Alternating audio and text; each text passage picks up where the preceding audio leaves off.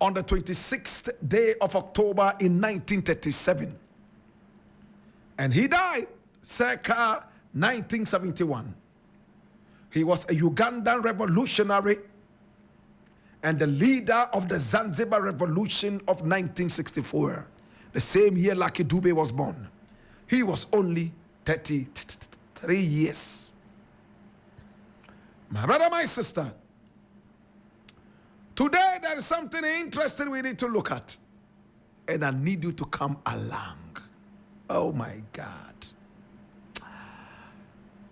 John Gideon Okello, we don't have too much about his upbringing, but we can tell you on authority that he was born in Lango district, in what was the Ugandan protectorate. His parents were so poor. He was baptized at the age of 2, receiving the baptismal name Gideon. By the age of 11, he lost his parents. And he grew up with relatives. He was forced to start hustling at the age of 15.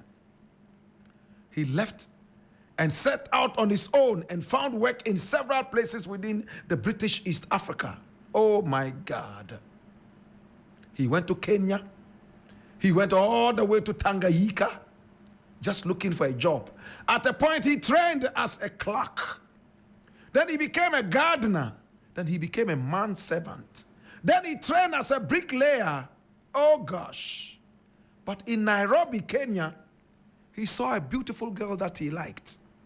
But he was not used to talking to people humbly. He raped the girl. And because of the rape, he was arrested by the British administration and locked up for 2 solid years. This made him become Anglophobic. You know what that word means? Anglophobia is fear and disdain for British discrimination. That is what it means. Because he was locked up, he felt he was discriminated. He saw a lot of discrimination whilst in prison, and he grew up to hate the British. This is Anglophobia. My brother, my sister, in 1959, 2 years after the independence of this country called Ghana today, he left for the island of Pemba. And the island of Pemba, my brother, my sister, is located right there inside Tanzania. Oh my God. There he stayed and worked on farms. And then he had the chance to join the Shirazi Party, founded by Sheikh Abeid Karume. Note this name. He joined the Shirazi Party because he was a very critical orator, talking against British rule. So many people saw him as a Pan-Africanist, and they began to like his ideologies and utterances and vituperations. John Gideon Okello soon was able to get a lot of people follow him. In fact, on the Pemba Island, he worked as a farmer and also as a politician. Hey, he was so charismatic. Anywhere he stood to speak, people loved him. At the time, it was the British and the Arabs who dominated the area. In fact, he started to preach against the British and also preach against the Arabs. Look at what he did. In 1963, he was able to contact his political party known as the Shirazi Party. The Afro-Shirazi Youth League was founded, and all the youth gravitated towards him. And he was preaching something simple. He wanted all Arabs to be killed between the ages of 18 and 25. Rape all Arab women except the virgins. And the youth seemed to be interested in the rape. They were tired of Arab rule. They were tired of British rule. And the rape that was frowned upon by the British and the Arabs gave the youth an opportunity to at least unleash their libidos. So they were ready for that. Hey!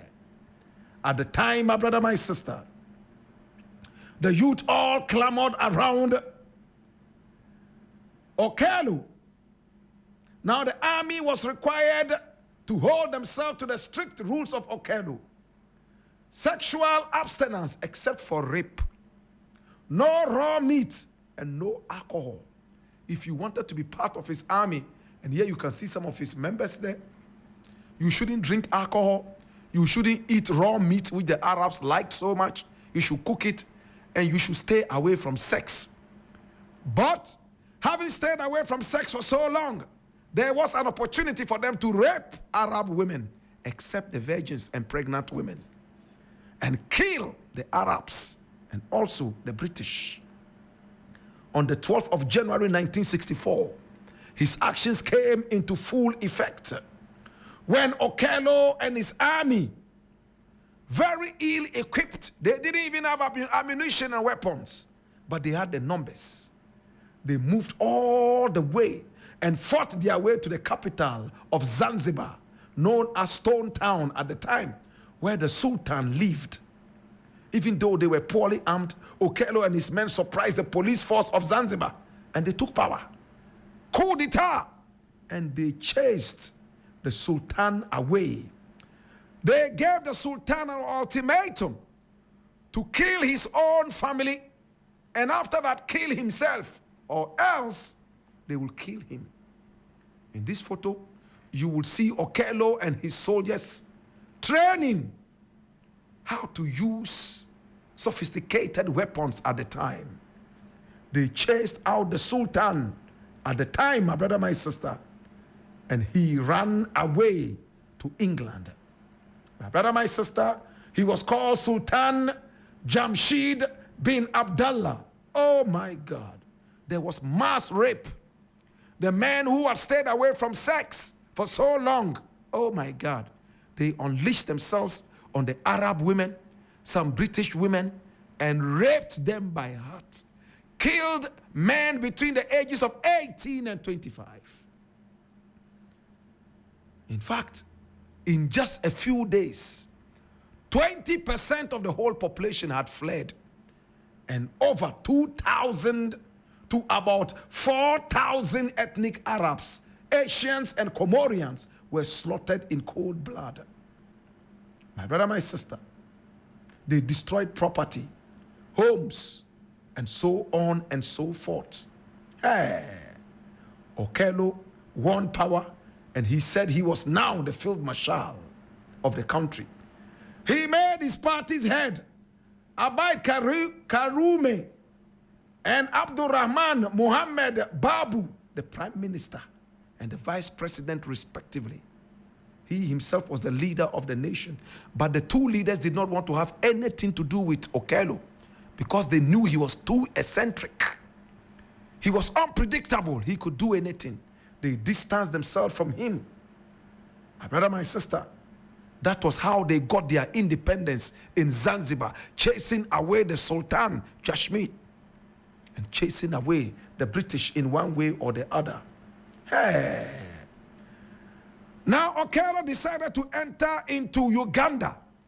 He told them that God had told him to bring independence to the people of Zanzibar, and it had happened. Now it was time to liberate other African nations. He went into Uganda, where Idi Amin was already, running things. Idi Amin became the field marshal, and it was rumored that he said that they were now two field marshals, Idi Amin and Okello. Oh my God. The last time he was seen was in 1971 with the dictator Idi Amin. After that, he vanished. It was rumored that Idi Amin would have seen him as a threat and therefore decided to eliminate him like he did to other people. Today we remember the man who brought independence to the people of Zanzibar. The madman who asked them to rape and to kill all Arabs, ages between 18 and 25. The man who caused mass murder without any ammunitions. He chased out the British in one way or the other and chased out the Sultanate. Today we remember you, John Gideon Okello. Oh, my God have mercy. What a man. He hated the British. He hated the Arabs for taking over Africa and forcing their religion on the people. John Gideon Okello, he was baptized at the age of 2.